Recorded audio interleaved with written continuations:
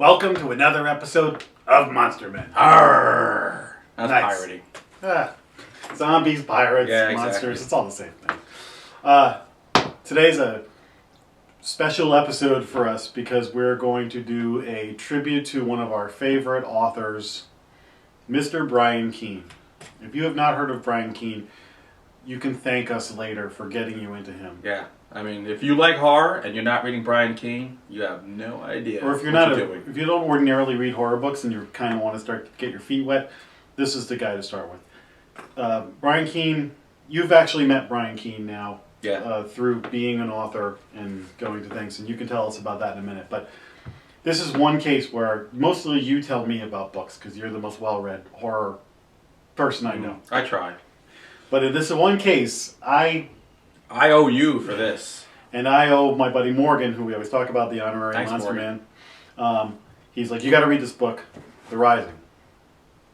The Rising is a zombie book, but it's different than other zombie books. Yeah, this came before the zombie wave came, and there was so much more to this. It's so original that nobody's even bitten off what he did here Yeah. since it started.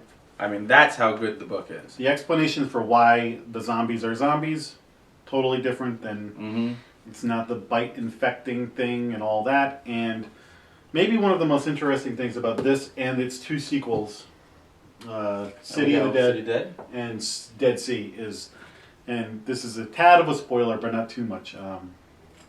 Not just people are zombies, Yeah. which is very cool. Yeah, which is, I always wondered that as a kid when I was into zombies. I was like, And there are certain zombie movies, like if you see the remake of Dawn of the Dead, they put a dog down on the street and it runs across the street. And the zombies don't bother. It's not interested in anything but humans. right.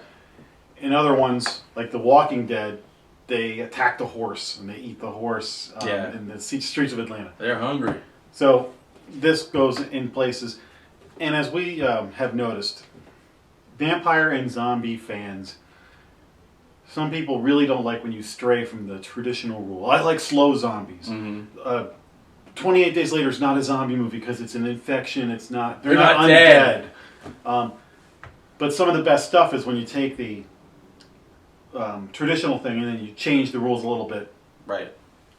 So, The Rising, if I was to recommend, we review books all the time here, but if I was to say, what are the 5 books you need to read in the horror genre so far, this would be in my top 5. See, and I would almost I'd almost slide Ghoul in. To me, Ghoul is, I love the whole horror, coming of age kind of horror story kind of thing.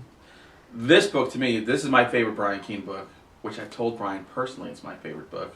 And in fact, it's a movie that's going to be coming out on the Chiller Theater Network, so if you don't get it on your cable company, petition them right now. But it comes out Friday, April 13th. And I will have read Ghoul by the time that comes out. You absolutely should. That is starring... And Brian, if he doesn't return this book, he's dead. I'm going to actually buy the book so that... Yeah, support him. Support him. Because it's good to support authors. Like... Yep, support all of us. Luke from Modern Family is in. Yeah. Nolan Gould. Great name. Julia Guglia should be in it. And I'm curious to see him in something besides Modern Family. I just can't wait to see this movie come to life. You once described this as his Salem's Lot. It was kind of like his Salem's Lot. I also looked at it as Robert McCammon. If you're a fan of Robert McCammon, it's his boy's life.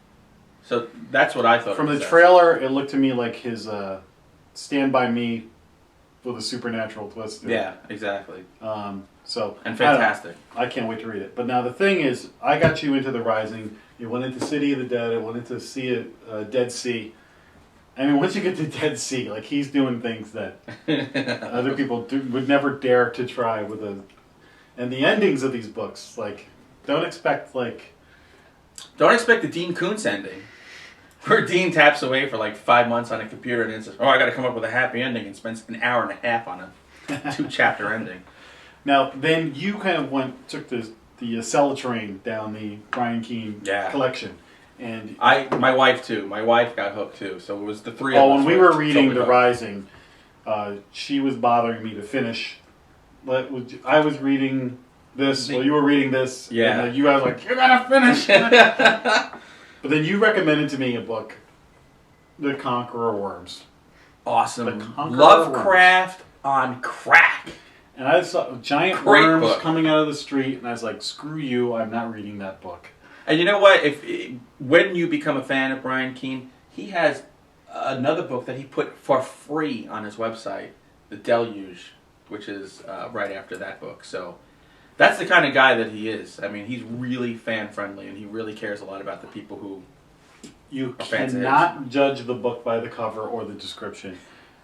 Basically, the world is flooding, and there's an element of giant worms. There's a lot of other stuff going on. That's crazy. I can't give it away, but there was I called you, and I was like, all right, are you kidding me? If something happens like out of the left field. Now, thank God he's doing a sequel to it, because I need to know what the hell's going on in this book. Oh, So I can't wait to read that. I'm doing Ghoul before the movie comes out. yeah, you have to. And then I got to go get to the...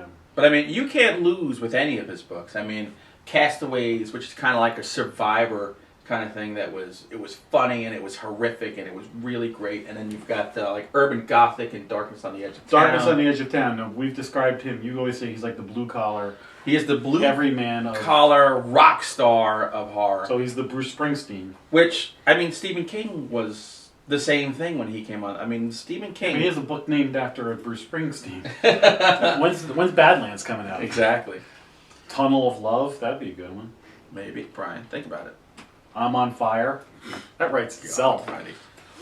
So, I mean... Born in the USA, a guy in a Uncle Sam outfit killing people. I think you've lost it.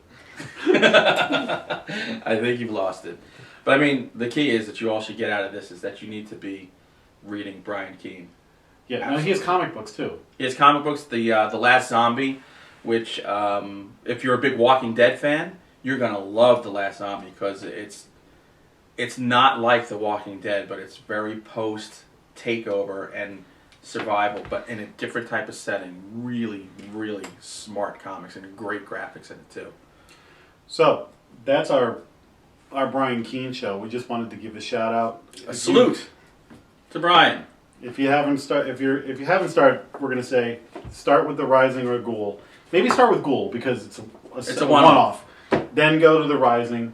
Then you'll have to go to City Dead and Dead Sea. Work your way. Then work your way through it. I'm in the midst of working my way through it, but I'm telling you, the next time you're getting on a plane, this is what to read. And then you'll buy the next one for your flight home. Yeah, I mean, and if you ever want to meet him, you go to one of the he's always at horror conventions, Horror Find specifically in Gettysburg, Pennsylvania, Labor Day weekend. He's always there. One of the most accessible, nicest guys you're ever going to want to meet. So. And we'll put his website right here. There. And then in the meantime, also maybe buy Forest of Shadows. Please. I have some guy named Hunter Shea. All right, thanks. Okay, we'll see you next time. I'm Monster Man. Arg.